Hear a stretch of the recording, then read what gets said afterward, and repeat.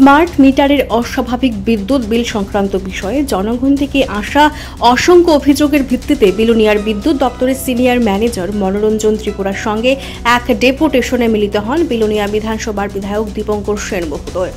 সোমবার সকালবেলা বিধায়ক বিদ্যুৎ দপ্তরের সিনিয়র ম্যানেজারের সাথে স্মার্ট মিটারের বিষয় নিয়ে কথা বলেন। তিনি বলেন, স্মার্ট মিটারে আসা বাড়তি বিল খতিয়ে দেখতে এবং কেন এমন হচ্ছে তা যেন এক্সপার্ট দিয়ে পরীক্ষা করতে অনুরোধ করেন তিনি।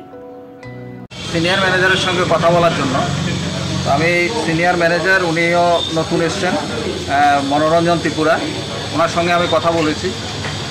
এই অফিসের আন্ডারে 2200-র মতো গ্রাহক সেখানে আছে। সেই 2200 গ্রাহকের থেকেই বিভিন্ন ধরনের প্রশ্নগুলো আমার কাছে বিগত প্রায় 8-10 দিন যাবৎ সবাই আমাকে ফোন করছে যে আমাদের মিটারে বিল আগে যা আসতো এখন সেই বিলটা সেই জায়গায় আসছে না, অর্থাৎ অনেক বেশি বিল সেখানের মধ্যে আসছে। তো এইটার প্রসঙ্গে আজকে কথা বলার জন্য সিনিয়র ম্যানেজারের সঙ্গে আমার আজকে দেখা, এবং এখানে যারা আজকে বিল দিচ্ছেন তাদের মধ্যে অনেকের সঙ্গে কথা হয়েছে। তাদেরও বক্তব্য আগে যা বিল আসতো তার থেকে অনেক বেশি বিল এখন সেখানের মধ্যে আসছে। আমি এটার কারণ ওনার কাছে জিজ্ঞেস করতে জানতে চেয়েছি। আমি ওনাকে বললাম যে একটা বিল আগে হয়তো 2000 টাকা আসতো, হয়তো 1900 টাকা আসতো, কিন্তু সেই বিলটাতে এখন 3000-4000 টাকা আসতে পারে না। কাজে এই ক্ষেত্রে কোনো এক্সপার্ট এনে এই মিটারগুলোকে চেক করে দেখানো যে কোথায় গোলমাল, যার জন্য কারণ মানুষ তো বাড়তি টাকা দেবে না, এবং এটা নিয়ে অলরেডি মানুষের সঙ্গে ঝগড়াঝাটি দপ্তরে শুরু হয়ে গেছে। আমার ক্ষেত্রেও যদি হয়, আমি 2000 টাকা বিল দিই, তারপরে মাসে যদি আমার বিল আসে 3000 টাকা, আমিও স্বাভাবিকভাবে এটা জানতে চাইব। এই জিনিসটাই আমি করতে হবে। এর বাইরে যেটা আমি বলেছি সেটা হচ্ছে ঈশানজয়নগর, প্রায়ই মানুষ সেখানে বিদ্যুৎ পায় না, ট্রান্সফরমারের সমস্যা, লাইনের সমস্যা।